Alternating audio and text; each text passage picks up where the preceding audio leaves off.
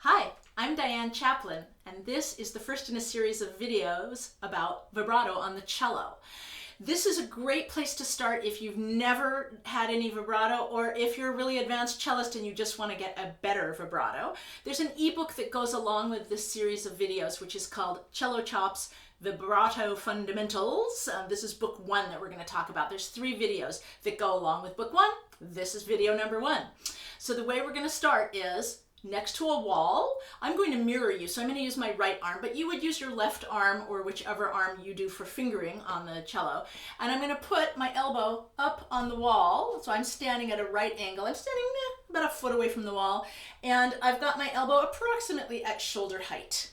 I'm going to put my fingers loosely. I'm trying to keep everything really relaxed. My fingers are on top of my shoulder, and when I do that, you'll notice my wrist is facing up. I'm going to scratch down the front of my shoulder, keeping my elbow pinned on the wall, and now my wrist is facing forward. So I'm going to do that motion a lot of times till I get really comfortable with it. So there's your basic motion, and you'll notice that my elbow is staying pinned to the wall, and my shoulder is turning in the shoulder socket. My entire arm is turning in this shoulder socket. Okay, so that is exercise A, called basic vibrato exercise. Exercise B is developing wall vibrato. So this is what I call this, when you have your elbow pinned on the wall. I'm going to take my middle finger, which is my longest finger, and I'm going to put it right in this sort of notch that I've got below my collarbone. Any place that's comfortable on the front of your shoulder is fine for this. Again, my elbow is approximately shoulder height. If that's not comfortable, you can put it a little bit down. But when you do vibrato at the cello, you do need to have this sort of bird wing sticking out. So we do want to have a fairly elevated elbow, but I don't want it to be higher than my shoulder.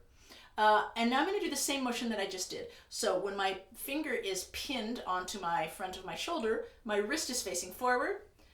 I turn so that my wrist is up, forward, up. And you can see that that's the same motion I was doing here, where my entire arm is turning in my shoulder socket. What you'll also notice as you do this, especially if you get maybe a little more speed on, I'm trying to stay very relaxed. My fingers are relaxed, my arm is relaxed. I'm just doing a gentle motion, but I can really tell that it feels like vibrato. My fingertip is rocking against my body as I'm doing this change, even though I'm not trying to make a rocking motion.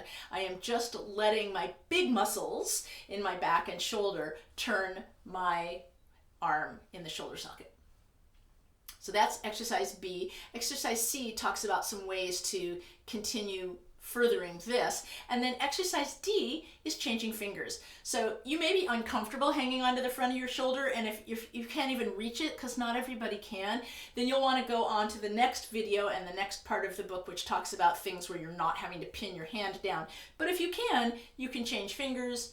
There's my first finger, my second finger, my third finger. I don't use my pinky finger because I can't really reach it, and most of the time I just do my middle finger because that's the place I'm most comfortable. That's all for today.